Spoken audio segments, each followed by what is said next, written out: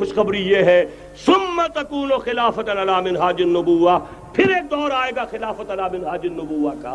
یہ محمد الرسول اللہ کی نوید ہے، وہو صادق المصدوق، وہ سچے ہیں، ان کی صداقت پر خود اللہ گواہ ہے، لہذا وہ دور آ کر رہے گا، اس میں کسی بھی بندہ مومن کے لیے کسی شک و شبے کی کوئی گنجائش نہیں۔ اگلی حدیث اگلی سنیے، اب جب یہ دور آئے گا تو عالمی ہوگا، جیو ورلڈ آرڈر نہیں ہوگا، جسٹ ورلڈ آرڈر ہوگا۔ یہ نیو ورلڈ آرڈر NWO، حقیقت میں جیو ورلڈ آرڈر ہے JWO، لیکن اسی کو بدلنا ہے جسٹ ورلڈ آرڈر آف اسلام، اور وہ گلوبل ہوگا۔ دو حدیثوں کا تذکرہ کر دوں۔ حضرت ثوبان حضور کے ایک آزاد شدہ غلام تھے، وہ روایت کرتے ہیں، مسلم شریف کی روایت ہے، یہ صحیحین میں فرماتے ہیں کہ حضور نے ارشاد فرمایا ان اللہ زوالی الارض فرأیت مشارقها ومغاربها وان امتی سیبلغ ملکها ما زوی لی منها، رواہ مسلم رحمہ اللہ۔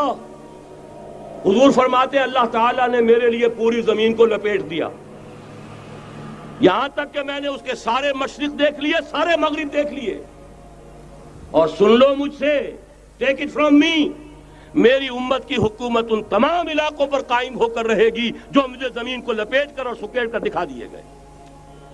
گلوبل ہوگی کہ نہیں؟ دوسری حدیث سنیے، یہ پھر مسند احمد ابن حنبل کی ہے۔ حضرت مقداد ابن اسود رضی اللہ تعالی عنہ فرماتے ہیں حضور نے فرمایا لا يبقى على ظهر الارض بيت وبر ولا مدر الا ادخله الله كلمة الاسلام بعز عزيز وذل ذليل اما يعزهم الله فيجعلهم من اهلها او يذلهم فيدونون لها۔ یہ ہے حدیث مسند احمد ابن حنبل کی۔ اور حضرت مقداد فرماتے پھر میں نے کہا اچھا تب تو ہو جائے گی وہی بات وَيَكُونَ الدِّينُ كُلُّهُ لِلَّهِ، دین کل کا کل اللہ کے لیے ہو جائے گا۔ حدیث کا ترجمہ یہ ہے کہ حضور نے فرمایا روئے زمین پر نہ کوئی اینٹ گارے کا بنا ہوا گھر رہے گا، نہ کوئی اونٹ کے بالوں کے بنے ہوئے کمبلوں کا خیمہ رہے گا جس میں اللہ تعالیٰ کلمہ اسلام کو داخل نہ کر دے۔ لیکن یہ داخلہ دو طریقے سے ہوگا، بعز عزیز و ذل ذلیل، یا صاحب عزت کے اعزاز کے ساتھ، یا کسی مغلوب کی مغلوبیت کے ساتھ، یعنی یا تو اللہ تعالیٰ ان کا اعزاز فرمائے گا اور وہ کلمہ اسلام کے خود قائل ہو جائیں گے۔ جب گھر والا خیمے والا اسلام لے آئے گا تو اسلام اس کے گھر میں داخل ہوگا، اس کو بھی عزت نصیب ہوگی۔ وَلِلَّهِ الْعِزَّةُ وَلِرَسُولِهِ وَلِلْمُؤْمِنِينَ، عزت تو حق ہے اللہ کا، اس کے رسول کا اور اہل ایمان کا۔ اور اگر وہ اسلام قبول نہیں کرے گا تو یوت الجزیۃ عن ید وہم صاغرون، چھوٹے ہو کر رہنا پڑے گا، جزیہ دینا ہوگا، اسلام کی بالادستی قبول کرنی ہوگی۔ بتائیے اس کے بعد بھی کوئی شک ہے؟ یہ ہے آسمانی نقشہ۔ یہ اللہ فرما رہے ہیں واللہ متم نورہ ویابی اللہ الا یتم نورہ لیظہرہ علی الدین کلہ ولو کرہ المشرکون، یہ اللہ کا فیصلہ ہے۔ ادھر یریدون لیطفئوا ہے، یہ زمینی نقشہ ہے۔ اب شکل کیا ہے؟ اب میں آپ سے عرض کر دوں کہ ان دونوں کے مابین جو خلا نظر آ رہا ہے، کوئی شخص یقین کے ساتھ نہیں کہہ سکتا کہ اب حالات کا کیا رخ ہوگا، اس لیے کہ ظاہر بات ہے قرآن مجید میں مستقبل کے بارے میں خود حضور سے کہلوایا گیا وَإِنْ أَدْرِي أَقَرِيبٌ أَمْ بَعِيدٌ مَا تُوعَدُونَ۔ لوگوں مجھے معلوم نہیں ہے کہ جس بات کی تمہیں خبر دی جا رہی ہے وہ قریب آ چکا ہے یا دور ہے۔ وَإِنْ أَدْرِي لَعَلَّهُ فِتْنَةٌ لَكُمْ وَمَتَاعٌ إِلَىٰ حِينٍ، اور میں نہیں جانتا، ہو سکتا ہے اللہ کچھ اور مہلت دے دے تمہیں، اور کچھ اور آزمائش جو ہے اس کے لیے تمہارے لیے کوئی اور مہلت عطا فرما دے، ہو سکتا ہے۔ تو میں بھی کسی دعوے سے نہیں کہہ رہا، لیکن دو امکانات ہیں۔ امکان نمبر ایک کیا ہے؟ ابھی عالم اسلام کا ایک سالڈ بلاک ہے جو یہودی ورلڈ آرڈر کی نگاہوں میں کھٹک رہا ہے۔ میں کھٹکتا ہوں دل یزداں میں کانٹے کی طرح۔ اگرچہ ان کی اسٹریٹجی کیا ہے؟ ایک ایک کر کے ان کے حصے بکھرے کر کے تیا پانچا کرو۔ ابھی وہ بلاک کون سا ہے؟ ایران ہے، افغانستان ہے، پاکستان ہے، اور روسی ترکستان سے آزاد ہونے والی جو ریاستیں ہیں، یہ ایک سالڈ بلاک۔ یہ عجمی مسلمان عربی نہیں، عربی گئے، یہ نوٹ کر لیجئے، اس لیے کہ عربوں کو اللہ نے فضیلت دی تھی، محمد ان میں سے تھے صلی اللہ علیہ وسلم، یہ رتبہ بلند ملا جن کو مل گیا، لیکن ساتھ ہی اللہ نے دھمکی بھی دے دی تھی سورہ محمد میں، ان تتولوا یستبدل قوما غیرکم، اگر تم پیٹھ دکھا دو گے اس مشن کو جو ہم نے تمہارے حوالے کیا ہے، تمہیں ہٹائیں گے، کسی اور کو لے آئیں گے۔ اور یہ بات ہو چکی ہے 13ویں صدی عیسوی میں، 1258 میں جب سقوط بغداد ہوا ہے، عربوں کے ہاتھ سے عالم اسلام کی قیادت چھین لی گئی، معزول کر دیا گیا۔ اس کے بعد قیادت کن کے ہاتھوں میں آئی؟ ترکوں کے ہاتھوں، ترکان تیموری ہندوستان میں، ترکان صفوی ایران میں، ترکان سلجوقی مڈل ایسٹ میں، اور ترکان عثمانی کا تو کہنا ہی کیا ہے، وہ ایشیا مائنر سے چل کر آپ کو معلوم ہے کہ مشرقی یورپ کا کتنا بڑا علاقہ، دی گریٹ آٹومان امپائر اس صدی کے آغاز تک قائم تھی۔ اس صدی میں عجیب عجیب معجزے ہوئے ہیں۔ گریٹ آٹومان امپائر جو 3 بر اعظموں پر محیط، نام و نشان ختم۔ The great U S S R, نام و نشان ختم۔ اب تو روس صاحب ایک ملک کی حیثیت سے رہ گئے۔ یہ اس صدی میں دو اور وقت نہیں ہے میں اور آپ کو کیا بتاؤں، اس صدی میں تو بڑے بڑے عجیب عجوبے ہوئے ہیں، بڑی بڑی 2 عظیم جنگیں ہو چکی ہیں، تیسری جو ہے سر پر کھڑی ہے، دور نہیں ہے، جس کو حدیث میں کہا گیا ہے الملحمۃ العظمی، تاریخ انسانی کی عظیم ترین جنگ، اور وہی صلیبی جنگ جس کا آغاز بوسنیا سے ہو چکا ہے۔ بہرحال اس وقت جو میں کہہ رہا تھا، ورنہ میرے پاس تو یعنی یہ کہ درد دل کہنے کے لیے وقت نہیں ہے، مجھے اپنی بات کو محدود کرنا پڑ رہا ہے، لیکن میں اب آ رہا ہوں اصل موضوع کی طرف، کہ ایک امکان تو یہ ہے کہ اس بلاک میں اسلام کا احیاء ہو، اور اس کے لیے کچھ نویدیں بھی موجود ہیں احادیث نبویہ میں۔ وہ تو آپ نے سنا ہوگا اقبال کا شعر، میرے عرب کو آئی ٹھنڈی ہوا جہاں سے، میرا وطن وہی ہے، میرا وطن وہی ہے۔ حدیث میں آتا ہے یخرج الناس من المشرق یؤتون للمہدی، یعنی سلطانہ، مشرق سے فوجیں نکلیں گی کہ جو کہ مہدی کی حکومت قائم کریں گی۔ یہ مہدی اہل تشیع کے مہدی اور ہیں، ہمارے مہدی اور ہیں۔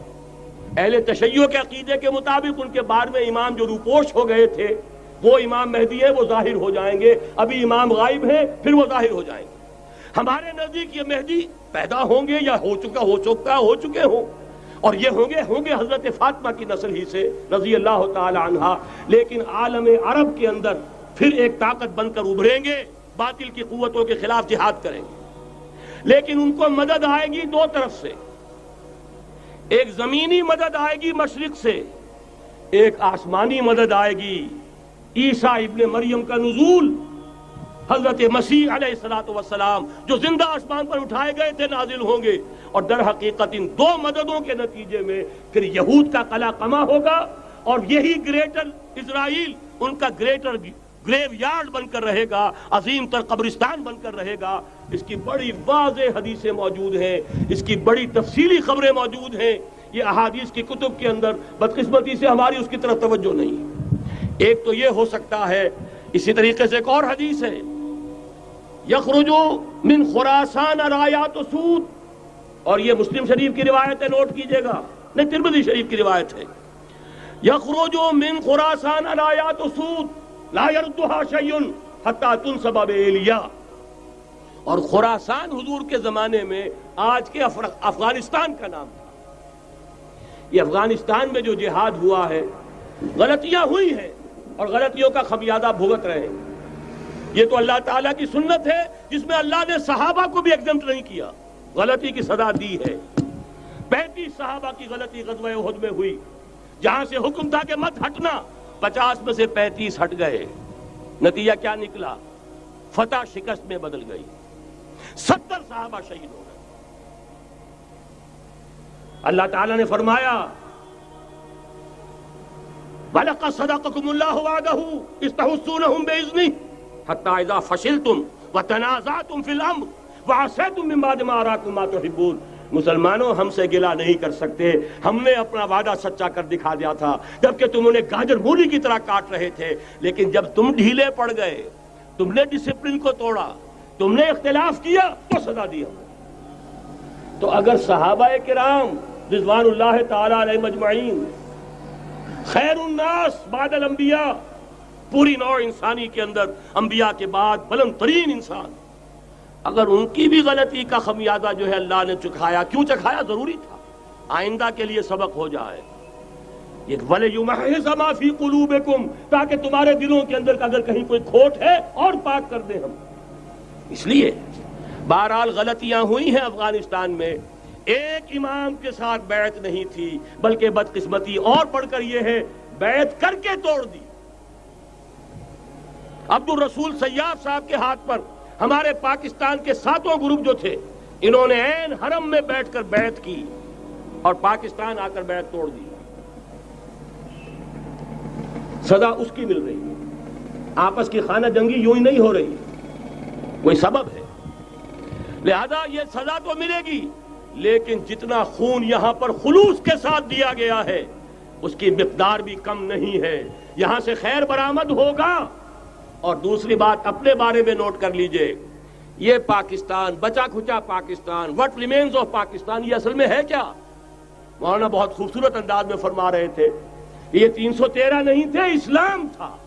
اسی طرح نوٹ کیجئے، پاکستان نہیں ہے، 4 صدیوں کی تجدیدی مساعی کا حاصل ہے۔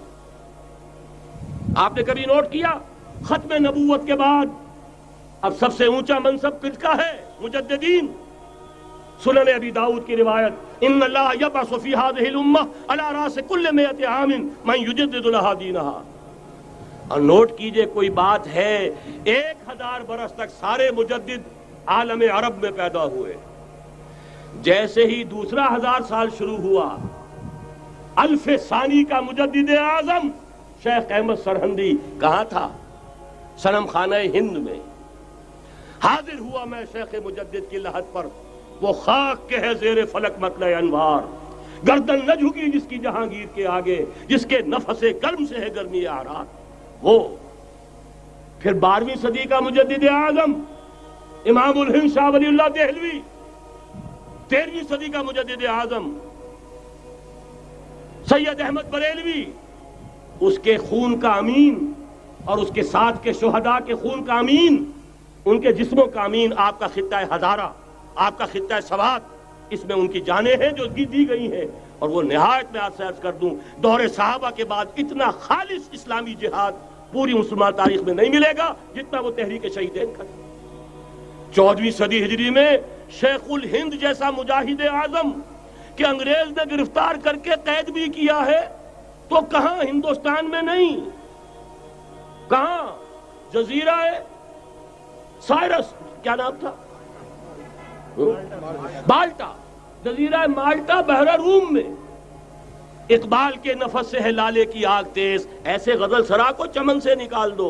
کہیں ہندوستان کی کسی جیل میں ہوا تو شاید اس کے نفس کی گرمی ہی سے کوئی حرارت پیدا ہو جائے۔ اور اسی صدی میں، 14ویں صدی ہجری میں، اقبال جیسا مفکر، اسی 14ویں صدی ہجری میں مودودی جیسا مصنف، اسی 14ویں صدی ہجری میں مولانا الیاس جیسا مبلغ رحمہم اللہ، عظیم شخصیتیں آج پورے عالم اسلام میں آپ کو تبلیغی دوست ملیں گے۔ یہ کہاں سے شروع ہوئی تحریک؟ دہلی کی ایک چھوٹی سی مسجد سے، وہ مسجد بنگلے والی اب تو بڑی عالیشان ہو گئی ہے، جب وہاں شروع ہوا تھا کام بڑی چھوٹی سی مسجد۔ یہ سارے کام یہاں کیوں ہوئے؟ پورا عالم اسلام آزاد ہوا، کہیں نعرہ اسلام کا نہیں لگا، کہیں عرب قومیت پر، کہیں کسی اور عصبیت پر تحریکیں چلی ہیں، صرف تحریک پاکستان تھی کہ پاکستان کا مطلب کیا؟ لا الہ الا اللہ۔ کوئی سبب ہے کہ یہاں قرارداد مقاصد پاس ہوئی، حاکمیت اللہ کی ہے، کہ اکبر نام لیتا ہے خدا کا اس زمانے میں۔ یہ سارا ماضی سامنے رکھیے اور حضور کی دی ہوئی پیشن گوئیوں کا مستقبل سامنے رکھیے، ان دونوں سے ثابت ہوتا ہے اس خطہ ارضی سے کچھ ہونا ہے۔ اگرچہ بھٹکے ہوئے ہیں، لیکن کبھی بھولی ہوئی منزل بھی یاد آتی ہے راہی کو، اور بھٹکے ہوئے آہو کو پھر سوئے حرم لے چل۔ اس کی ضرورت ہے مسلمان کو، پھر اس کا مقصد یاد دلایا جائے۔ پاکستان اس لیے نہیں بنایا گیا تھا کہ ہمارے ہاں ٹاٹے اور برلے نہیں تھے تو ہمارے پاس اس کے بھی باپ وجود میں آ جائیں، اس لیے تو نہیں بنایا گیا تھا۔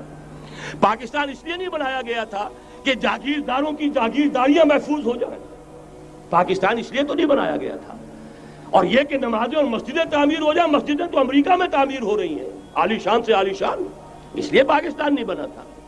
آج بھی مسلمان، میں معذرت سے عرض کر رہا ہوں مولانا سے، آج بھی بھارتی مسلمان کی ایوریج نمازی ہونے کے اعتبار سے پاکستانی مسلمان سے کہیں بہتر ہے۔ آج بھی برقع نظر آ جائے گا تو ہندوستان میں نظر آ جائے گا۔ میں نے اپنی آنکھوں سے دیکھا چند سال پہلے، جب مکہ مسجد حیدرآباد دکن میں 3 دن مسلسل میری تقریریں ہوئی ہیں، 10,000 مرد اور 5,000 خواتین، اور ان میں سے کوئی بغیر برقعے کے نہیں تھی۔ ایک سیلاب نظر آ رہا تھا برقعوں کا کہ جب جلسہ ختم ہوا ہے رات کے 12 بجے 3 دن تک متواتر۔ یہاں کہاں نظر آئے گا برقع آپ کو؟ یہاں تو جس کے بعد 2 پیسے ہو گئے اس نے سب سے پہلے برقع اتار کے پھینک دیا۔ معلوم اچھی طرح سمجھ لیجئے، یہ چیزیں تو وہاں زیادہ ہیں یہاں کی نسبت۔ اصل ضرورت تھی کہ یہاں اس نظام کو قائم کیا جائے، وہ نظام عدل اجتماعی، وہ جس میں حریت ہو، جس میں عام آدمی بھی خلیفہ وقت کو ٹوک سکے۔ یہ کرتا کیسے بن گیا؟ ایک خاتون بھی کھڑی ہو کر دامن پکڑ لے، عمر تمہیں کیا حق ہے کہ ہمارے مہر کے اوپر پابندی لگا رہے ہو، جبکہ اللہ نے نہیں لگائی۔ اللہ قرآن میں قنطارہ کا لفظ استعمال کر رہا ہے۔ ڈھیروں سونا دے دے کوئی شخص اپنی بیوی کو مہر کے اندر، طلاق دیتے وقت اس میں سے کچھ نہیں لے سکتا۔ آپ کون ہوتے ہیں ہمارے حق کے اوپر پابندی لگانے والے؟ اور عمر نے کہا، آج ایک بڑھیا نے اب عمر کو دین سکھایا، آرڈیننس واپس۔ حضرت سعد بن ابی وقاص رضی اللہ تعالی عنہ جو فاتح ایران تھے، وہ گورنر ایسے ہی نہیں بن گئے تھے ریوڑیاں بٹی ہو اور گورنری مل گئی ہو، وہ تو خود فاتح تھے ایران کے، اس لیے گورنر تھے۔ صرف ایک پرچہ پہنچا ہے بارگاہ خلافت میں، حضرت عمر فاروق کے پاس انفارمیشن آئی، سعد نے اپنے گھر کے باہر ڈیوڑی بنا لی ہے اور ایک دربان کھڑا کر دیا ہے۔ حضرت بلال کو بھیجا ہے رقعہ دے کر، اور یہ حکم تھا کہ بلال پہلے تو جاتے ہی ڈیوڑی میں آگ لگا دینا، پھر یہ رقعہ دینا میرا۔ اور رقعے میں لکھا ہوا تھا، اے سعد، لوگوں کو ان کی ماں نے آزاد جانا تھا، تم نے انہیں اپنا غلام کب سے بنا لیا ہے؟ یہ دربان کھڑے کر دیے اپنے آگے۔ وہ حریت، وہ مساوات کہ جا رہا ہو خلیفہ وقت اور چارج لینے جا رہا ہے بیت المقدس کا، کوئی ذاتی علاج کے لیے نہیں جا رہا، سیر و سیاحت کے لیے نہیں جا رہا، چارج لینے کے لیے بالکل سرکاری وزٹ ہے، آفیشل وزٹ ہے، اسٹیٹ وزٹ ہے۔ اور حال کیا ہے؟ 700 میل کا فاصلہ طے کرنا اور ایک اونٹنی، کوئی انٹوریج نہیں، کوئی خدم و حشم نہیں، کوئی جمبو جٹ بھرے ہوئے نہیں، کچھ نہیں، ایک اونٹنی، ایک خادم۔ اس ایک اونٹنی پر چونکہ راستے کا راشن بھی ہے لہذا 2 آدمی نہیں بیٹھ سکتے، ایک بیٹھ سکتا ہے۔ ایک منزل خلیفہ وقت بیٹھا ہوا ہے اوپر اور خادم نکیل پکڑ کر چل رہا ہے، اگلی منزل خادم اوپر بیٹھا ہے اور خلیفہ وقت عمر بن الخطاب رضی اللہ تعالی عنہ اور وہ آگے آگے نکیل پکڑ کر چل رہے ہیں۔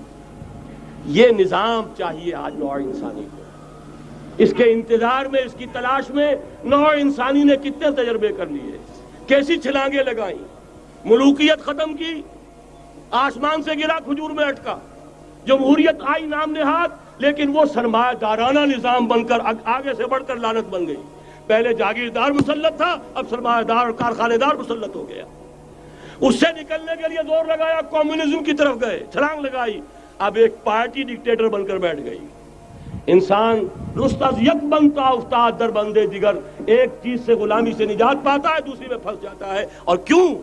کہ وہ نظام عدل اجتماعی جو محمد عربی کو دے کر بھیجا گیا تھا، اس کے کسٹوڈین سوئے ہوئے، اس کے کسٹوڈینز کو اندازہ ہی نہیں۔ یہ نسخہ تو ہمارے پاس تھا، ہمیں عمل کرنا تھا اور دنیا کے سامنے پیش کرنا تھا۔ پاکستان بنایا اس لیے گیا تھا کہ ہم اس کا ایک نمونہ دنیا کے سامنے پیش کریں گے۔ قائد اعظم نے فرمایا تھا کہ ہم یہ چاہتے ہیں کہ پاکستان کی صورت میں عہد حاضر میں اسلام کے اصول حریت و اخوت و مساوات کا ایک نمونہ قائم کر کے دکھائیں۔ کہاں ہے وہ؟ بھٹک گئے، سو گئے۔ بہرحال اب بھی وقت ہے، جب تک سانس تب تک آس۔ میرے عزیز نے تو ڈرایا ہے اور صحیح ڈرایا ہے۔ اللہ تعالیٰ نے 25 برس انتظار کیا تھا، پہلے عذاب کا کوڑا پھر مارا ہماری پیٹھ پر۔ وَلَنُذِيقَنَّهُم مِّنَ الْعَذَابِ الْأَدْنَىٰ دُونَ الْعَذَابِ الْأَكْبَرِ، بڑے عذاب سے پہلے چھوٹا عذاب کا مزہ چکھائیں گے، لَعَلَّهُمْ يَرْجِعُونَ، شاید کہ لوٹ آئیں۔ وہ ہم سے 1000 میل کے فاصلے پر ہوا تھا، اگرچہ 93,000 ہمارا کڑیل جوان، جن میں غالباً 43,000 فوجی اور یہ کہ تقریباً اتنی تعداد میں جو غیر فوجی تھے، وہ اس ہندو کے غلام بنے، قیدی بنے، جن پر 800 برس تک، کہیں 600 برس تک، کہیں 1000 برس تک حکومت کی تھی۔ اتنی بڑی شکست کا کلنک کا ٹیکا ہماری پیٹھ پر پڑا۔ پہلے عذاب کا کوڑا آ گیا تھا، 25 برس ہو گئے تھے قمری حساب سے، نوٹ کر لیجئے، یہ نہ سمجھیے 24.25 برس ہوئے تھے، 24.25 برس قمری حساب سے 25 برس تھے۔ اور اب نوٹ کر لیجئے اگلے 25 برس کے پورے ہونے میں اگلے رمضان کی 27 تاریخ تک صرف مہلت ہے، نصف صدی پوری ہوا چاہتی ہے۔ کوئی عجب نہیں اس عذاب الادنیٰ کے بعد ہم جاگے نہیں، ہوش میں نہیں آئے، کوئی عجب نہیں کہ بڑے عذاب کا کوڑا ہماری پیٹھوں کو برس جائے۔ لیکن مجھے یہ یقین ہے، نوٹ کر لیجئے، اگر یہ دوسرا امکان ہو گیا، خدا نہ خواستہ اللہ کے عذاب کا کوڑا ہماری پیٹھ پر برسا، مجھے یقین ہے اللہ ہندوؤں کو مسلمان بننے کی توفیق دے گا، لیکن اسلام کا بول بالا اسی خطے سے ہوگا۔ تاریخ میں یہ ہو چکا ہے آیا فتنہ تاتار کے افسانے سے، پاسباں مل گئے کعبے کو صنم خانے سے۔ تاتاریوں کے ہاتھوں کروڑوں مسلمان قتل ہوئے، لیکن اسلام نے تاتاریوں کو فتح کر لیا، اور پھر اسلام کا مسلمانوں کا دوسرا دور عروج انہی تاتاریوں کی مختلف شاخوں کے تحت ہوا۔ وہ تاتاری ہی تو تھے، وہ سارے ہورس، ٹرکش ہورس، ترکان تیموری، ترکان صفوی، ترکان سلجوقی، ترکان عثمانی، وہی تو سٹاک تو وہی ہے آیا فتنہ تاتار کے افسانے سے، پاسباں مل گئے کعبے کو صنم خانے سے، اس لیے کہ حضور نے فرمایا مشرق سے ہوگا، یہاں سے فوجیں چلیں گی، تو کوئی عجب نہیں۔ بہرحال یہ دو امکانات ہیں، لیکن اس کا فیصلہ تیرے ہاتھوں میں ہے، دل یا بدن، سیدھی بات۔ اگر تو اب بھی ہم ٹھیک ہو جائیں، جاگ جائیں، ہوش میں آ جائیں، قوم یونس کی طرح توبہ کر لیں، تو بغیر عذاب کے کوڑے کے رحمت خداوندی ہم پر سایہ کرے گی۔ اگر ہم نہ جاگے تو وہ عذاب کا کوڑا آئے گا۔ یہ نہیں میں کہہ سکتا ان ادری قریب بعید ما توعدون، یہ میں نہیں کہہ سکتا، یقین کے ساتھ جانتا ہوں کہ آئے گا، لیکن یہ کہ اس کے بعد بھی یہیں سے بول بالا ہوگا۔ اگر ہمارے ذریعے نہیں تو ان کے ذریعے سے، جو ہمیں شکست دے کر پھر اسلام قبول کر لیں گے، لیکن کیوں نہ پہلے ہی راستے پر چلنے کی کوشش۔